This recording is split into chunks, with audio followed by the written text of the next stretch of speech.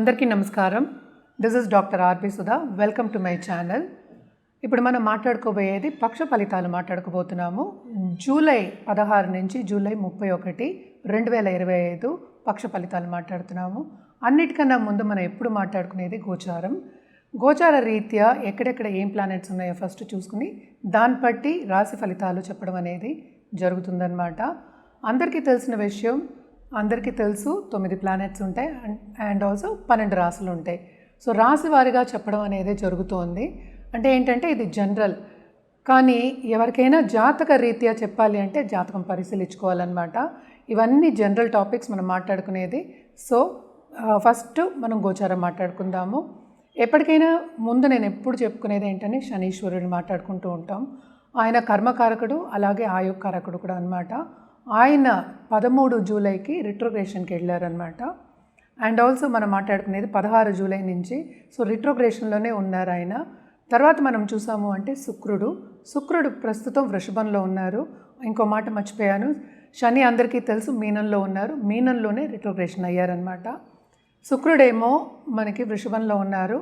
అక్కడే ఆయన 26 July Gemini అంటే మిథునానికి వెళ్తున్నారనమాట. మిథునంలో ప్రస్తుతం మనకి గురు గ్రహం అలాగే సన్ కూడా ఉన్నారు. సన్ జూలై 16కి కర్కాటకానికి వెళ్తున్నారనమాట. కర్కాటకంలో ఏమో మనకి మెర్కురీ ఉన్నారంటే బుధుడేమో 18 జూలైకి రిట్రోగ్రేషన్కి వెళ్తున్నారు. అలాగే మనం చూసాము అంటే సింహంలో ఏమో మనకి కేతు అలాగే కుజుడు ఉన్నారు. కుజుడు ప్రస్తుతం 28 జూలైకి కన్యకి వెళ్తున్నారనమాట. రాహు మనం చూసాము అంటే మనకి కుంభంలో ఉన్నారు. సో ఇవి గ్రహస్థితి అన్నమాట. అన్నీ చెప్పుకున్నాం మనం. కానీ మోస్ట్ ఇంపార్టెంట్ ఈ పక్ష ఫలితాల్లో ఏంటంటే శని రిట్రోగ్రేషన్ ఒకటి, అలాగే మెర్కురీ రిట్రోగ్రేషన్ కూడా అవుతోందన్నమాట. అండ్ మోస్ట్ ఇంపార్టెంట్ ఏంటంటే గురుగ్రహం సన్తో పాటు కలిసి ఉన్నారు కనుక ఆయన 16th తర్వాత అంటే ఆయనకి కంబషన్ అయిందనమాట. జూపిటర్కి కొంచెం స్తంభించిపోయి ఉన్నారు. అది జూలై 10th తర్వాత బాగుందన్నమాట. అంటే గురుగ్రహం ఉన్న చోట ఎక్స్పాన్షన్ అవుతుంది. అండ్ ఆల్సో ఏంటంటే ఆయన బ్లెస్సింగ్ పరిపూర్ణంగా ఉంటాయనేది మనకి అనాదిగా వస్తున్న ఒక నమ్మకం. అది కూడా జరుగుతుంది కూడాను. జనరల్గా మనం ఏంటంటే పరిహారాలు చేయాలి అంటే కనుక తప్పక నవగ్రహ స్తోత్రాలు చదువుకోవడం, అలాగే నవగ్రహాలకి పూజ చేయడం లేకపోతే ప్రదక్షిణ చేయడం మంచిదన్నమాట. శక్తి పూజలు చేసిన వాళ్ళకి మనం ఏమి ఎక్కువ చెప్పము. రోజు శక్తి పూజలు చేసే వాళ్ళకి దానికన్నా మించిన పూజలు లేవు, చెయ్యొచ్చు. కానీ నవగ్రహాలకి మనం ఎప్పుడు జాతకరీత్యా చెప్పేది ఏంటంటే నవగ్రహాలకి చేయమని చెప్తూ ఉంటాము. తప్పక చేయొచ్చు అన్నమాట. అలాగే పరిహారాల విషయానికి వస్తే కూడా ఏదైనా సరే జాతక రీత్యా పరిహారం చేసుకుంటే ఎప్పటికైనా మంచిది. ఎందుకంటే ఎవరి జాతకం వాళ్ళది. మనం మాట్లాడుకునేది రాశి వారిగా అంటే ఒకే ఒకటి మాట్లాడుతున్నాము.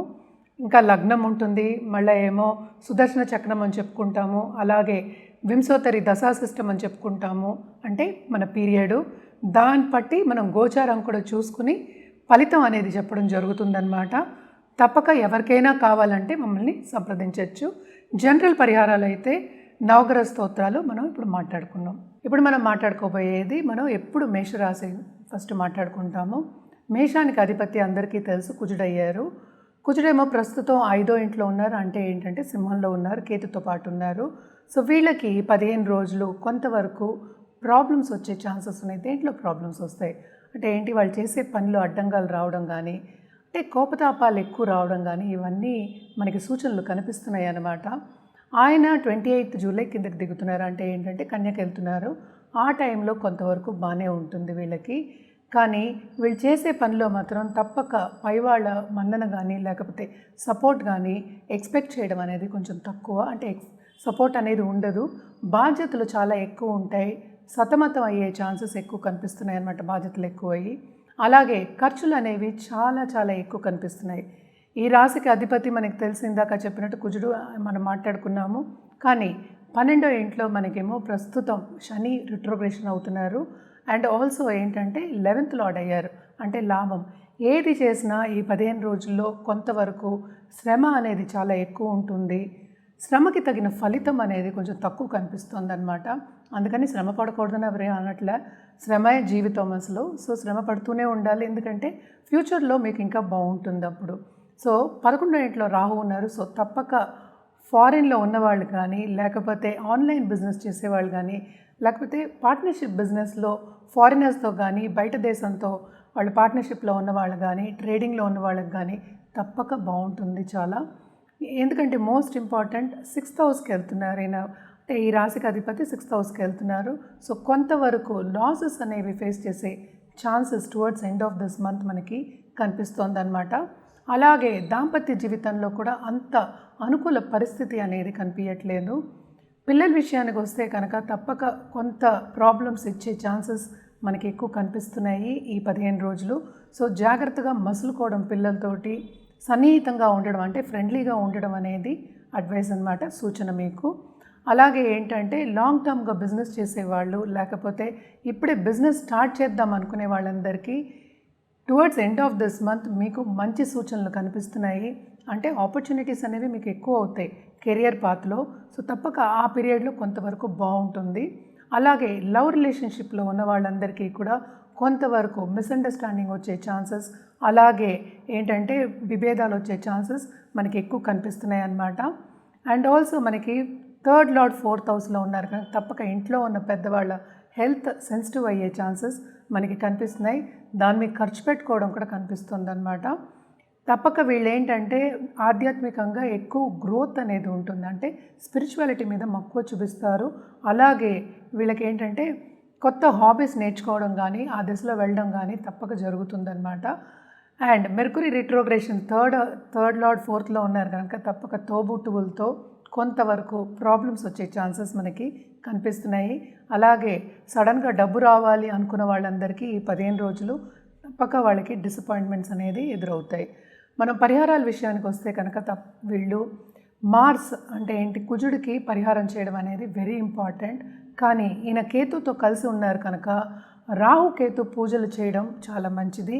అలాగే ఏంటంటే సుబ్రహ్మణ్య స్వామికి మంగళవారం వెళ్ళి పాలాభిషేకం కానీ, లేకపోతే కొంతవరకు పూజలు చేసుకోవడం, మీ పేరు మీద ఏ పూజ అయినా సరే చేసుకోవడం చాలా మంచిది. అది లేని పక్షాన్ని ఇంట్లోనే పూజ చేసుకోవడం చాలా మంచిదన్నమాట. ఎస్పెషలీ సుబ్రహ్మణ్య స్వామికి ఏదైనా సర్పస్వరూపానికి కూడా మీరు పూజలు చేయొచ్చు. ఇవన్నీ మనం మాట్లాడుకునేది 15 రోజులకే. సో ఏదైనా జాతక రీత్యానే మనం ఎక్కువ చెప్తూ ఉంటాము. ఇవి జనరల్ పరిహారాలు. తప్పక జాతకం చూపించుకున్న తర్వాత ఆ పరిహారాలన్నీ మీకు ఎలాంటి పరిహారం చేయాలి అనేది జాతక రీత్యా చెప్పడం జరుగుతుంది. అలాగే జాతిరత్నం కూడా ఇవ్వడం జరుగుతుంది. ఇప్పుడు మనం మాట్లాడుకున్నది పక్ష ఫలితాలే, అంటే 15 రోజులకే, మనం 15 రోజులు కాకపోతే 16 రోజులకే మాట్లాడుకున్నాము. సో ఎప్పటికైనా సరే జాతక రీత్యా అనేది మనం పరిహారం ఇవ్వడం అనేది కరెక్ట్గా ఉంటుంది. జాతక రీత్యా పరిహారం అంటే ఏమేమి ఇస్తాం, ఒక జపం చేయమంటాం, లేకపోతే ఏంటంటే రెమెడియల్ మెషర్స్ అంటే ఏంటంటే ఏ గుడికి వెళ్ళాలో చెప్తాము, పూజలు చేయమంటాము, అలాగే ఏంటంటే దానం ఇవ్వమంటాము, అలాగే ఏంటంటే మనం జాతిరత్నాలు కూడా ఇవ్వడం జరుగుతుందన్నమాట. సో ఇవన్నీ ఏంటంటే జాతక రీత్యానే ఇవ్వడం జరుగుతుంది. ఇదొకటి కాకుండాను ఎప్పటికైనా సరే ఇప్పుడు పీరియడ్ అంటే ఏంటి, మన టైం ఎలా ఉందో చూసుకుని చెప్పడం అనేది జరుగుతుంది అన్నమాట. రెమెడియల్ మెషర్స్ నేను చెప్పేది అంటే ఏంటి, మీకు జాతక రీత్యా జాతిరత్నం వేసుకోవాలి అంటేనే మనం చెప్పడం జరుగుతుంది. అదొకటి కాకుండాను మన దగ్గర ఏంటంటే జెమాలజిస్ట్ ఉన్నారు, వాళ్ళే ఎప్పటికైనా సరే మంచి జాతిరత్నం ఇవ్వడం అనేది జరుగుతుంది. అది కూడా ఏంటంటే ఎంత వేసుకోవాలి, ఎలా వేసుకోవాలి, ఏ వేలకు వేసుకోవాలి, ఏ రోజు వేసుకోవాలి, ఏ టైంలో వేసుకోవాలి, అదొకటి కాకుండా మీకు ఏంటంటే నక్షత్రం పడుతుందా లేదా, అంటే మనకి గ్రహస్థితి ఎలా ఉందో చూసి ఆ రోజు వేసుకోమని చెప్పడం కూడా జరుగుతుంది. సర్టిఫైడ్ జెమ్స్ ఇవ్వడం అనేది జరుగుతుంది. ఎప్పటికైనా షార్ట్ టర్మ్ మనం మాట్లాడుకున్నప్పుడు మనం జనరల్గా మాట్లాడుకుంటాం, అంటే ఏంటి, రాశి పట్టి మనం మాట్లాడుకోగలుగుతాం. సో రాశి అనేది చాలామంది ఒక రాశిలో ఉంటూనే ఉంటారు. జాతకం అనేది మనం 9 గ్రహాలని పరిగణిస్తాము. అదొకటి కాకుండాను మన లగ్నం అనేది చూసుకోవాల్సి వస్తుంది. దాని టైం పీరియడ్ అంటే దశా సిస్టమ్ కూడా చూస్తాం, దశ ఏం జరుగుతోంది, పీరియడ్ ఏం జరుగుతోంది చూసి గోచార రీత్యా గోచారం కూడా మనం కంపేర్ చేసుకుని ఒక రెమెడియల్ మెషర్స్ ఇవ్వడం అనేది జరుగుతుందన్నమాట. ఎప్పటికైనా సరే ఇవన్నీ జనరల్ పరిహారాలు మనం చెప్పేది.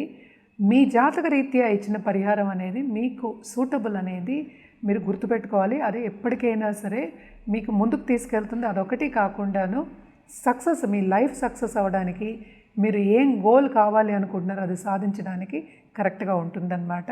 సో తప్పక జాతకం పరిశీలించుకున్న తర్వాతే, అందరికీ ఇది సూచన, జాతకం పరిశీలించిన తర్వాతే ఒక జాతిరత్నం వేసుకోవడం అనేది మంచిది. ఎందుకంటే ఎప్పటికైనా నాకు ఫోన్ కాల్స్ వస్తూ ఉంటాయి అన్నమాట.